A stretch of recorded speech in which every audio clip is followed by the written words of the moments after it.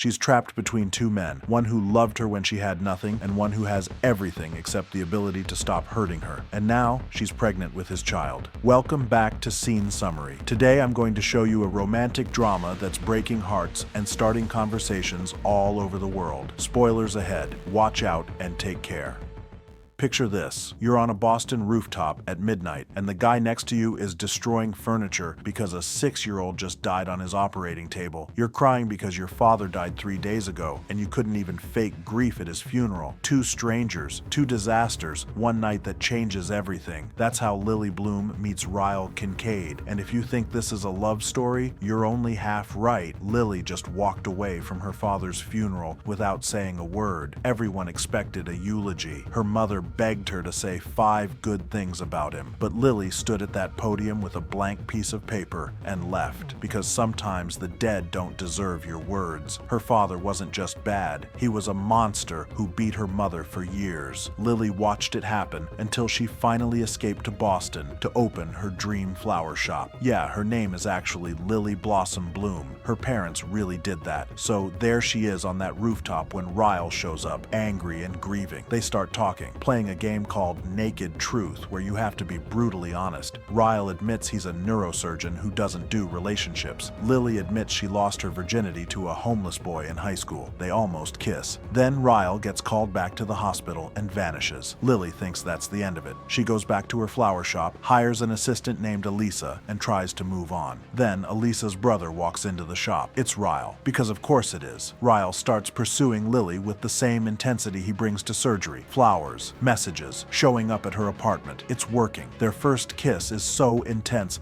Lily has to walk away to clear her head. They fall in love fast. He's successful, gorgeous, attentive. He respects her boundaries, waits until they're official before sleeping with her. 6 months in, he proposes. They get married. Lily's mother is hurt she wasn't invited, but Lily's too happy to care. She has her flower shop. She has her husband. She has everything she wanted, except there's a reason Ryle doesn't do relationships, and that reason is about to destroy everything. But first, you need to understand who Lily was before Ryle. 15 years earlier, 16-year-old Lily sees a boy digging through trash for food. Atlas. He's homeless, living in an abandoned house, trying to survive until he can join the Marines. Lily starts bringing him food. Then she invites him to shower at her house while her parents work. They watch TV together. They garden. She teaches him that nurturing plants is like nurturing yourself. When you care for them, they bloom. When you neglect them, they die. They fall in love. Atlas carves her a heart from oak wood. Lily kisses him on the school bus in front of everyone. They have sex for the first time, fumbling and perfect. Then Lily's father finds out. Andrew beats Atlas so badly he ends up in the hospital. Atlas disappears. No goodbye. Just gone. Lily spends 9 years wondering what happened to the boy who saved her from feeling alone. Back to the present. Lily and Ryle are married, living together. Everything's perfect until Ryle comes home frustrated from work. Lily's making dinner, pulls a casserole from the oven. Ryle reaches for it at the same moment. His hand touches the burning dish. He jerks back, and his hand swings out, hitting Lily hard across the face. She falls backward. Her head smashes into the cabinet. Blood. She's on the floor, dazed. Ryle is horrified, crying, panicking, apologizing. It was an accident, a reflex. He didn't mean to. Look how destroyed he is. And Lily believes him. This is different from her father, right? Her father meant it. Ryle didn't. That's what she tells herself as she cleans the blood and pretends everything's fine. For weeks after, Ryle is perfect, gentle, attentive, the man she fell in love with. Lily convinces herself the incident was a one-time thing, a terrible accident that'll never happen again. But violence never stops at once. Weeks later, they go to dinner at a trendy restaurant called Root. Their waiter approaches, and Lily's heart stops. It's Atlas. After 9 years, he's standing right in front of her. Atlas owns this restaurant. He made it to Boston like he promised, became a Marine, learned to cook, opened this place, named it Root, as in the roots of the oak tree that represented their love. Atlas pretends he's seeing someone so Ryle doesn't feel threatened, but the tension is suffocating, and Ryle notices notices how they look at each other. On the drive home, Ryle interrogates her. Who was that? What was he to you? Lily tries to downplay it. Just an old friend. Nobody important. But Ryle isn't calm. He's seething, quiet, dangerous. That night, they're getting ready for bed. Ryle brings it up again. The guy at the restaurant. He wants the truth. Now. Lily tries to leave. She doesn't want to fight, but as she turns away, Ryle grabs her arm. They're at the top of the stairs, and he pushes. Lily goes tumbling down the entire staircase. She lands with her wrist bent wrong and her eye swelling shut. Ryle rushes down. So sorry. He barely touched her. She must have tripped. It was an accident. Please believe him. And because Lily grew up watching her mother forgive her father 1,000 times, she knows exactly what to do. She forgives him. Next day, Lily shows up to work with a black eye and wrist brace. Elisa knows, but that's her brother. That's her best friend. She's trapped. They go back to Route for dinner with friends. Lily covers the bruise with makeup, but Atlas sees it. He's seen bruises like that before, on Lily's mother, on Lily years ago. Atlas follows her to the bathroom, tells her she needs to leave Ryle. She defends her husband, says it was an accident. Atlas doesn't sound jealous. He sounds scared for her. He doesn't argue, just slips her his phone number. Call if she needs anything. When they leave the bathroom, Ryle is waiting. He sees them together. He explodes. They almost fight before customers pull them apart. Lily promises Ryle she'll never see Atlas again because she loves her husband. And he's not like her father, right? Months pass. Lily's walking on eggshells, trying to keep Ryle happy, trying to avoid his anger. She's become her mother. One day, Ryle finds Atlas's number in Lily's phone. He loses it completely, screaming, accusing, demanding to know if she's been seeing him. Lily tries to calm him down, but Ryle is beyond reason. He's gripping her arms hard enough to bruise, backing her against the wall. She's begging him to stop. He doesn't listen when she says no. He ignores her fear. And when it's over, Lily knows something has crossed a line. She can't pretend away anymore. The next morning, Lily feels sick,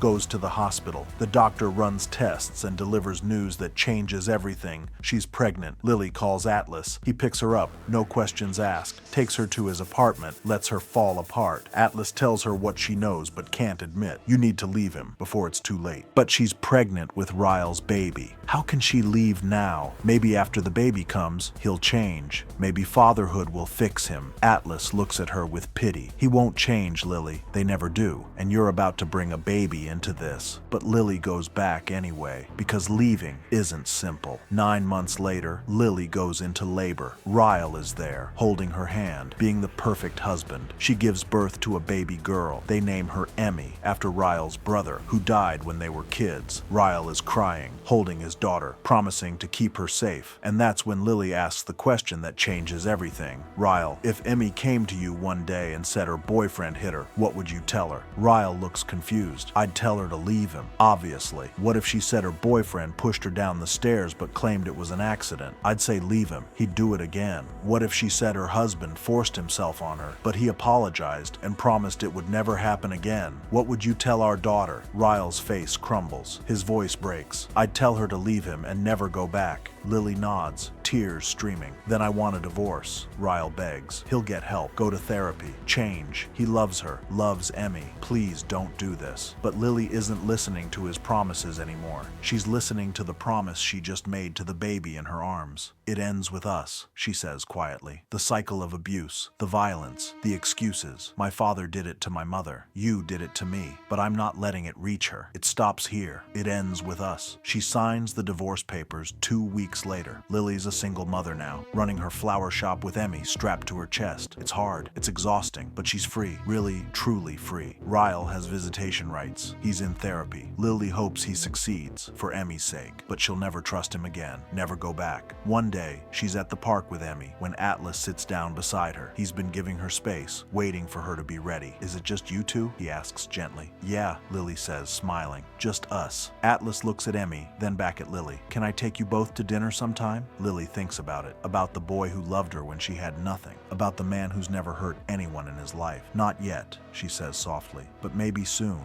because this time, she's going to heal first. She's going to be whole. And then, when she's ready, she'll choose love that doesn't hurt. What would you tell your daughter if the person she loved was hurting her? Subscribe to Scene Summary for more stories that'll stay with you long after the credits roll. Hit that notification bell and drop a like if this one hit you right in the heart.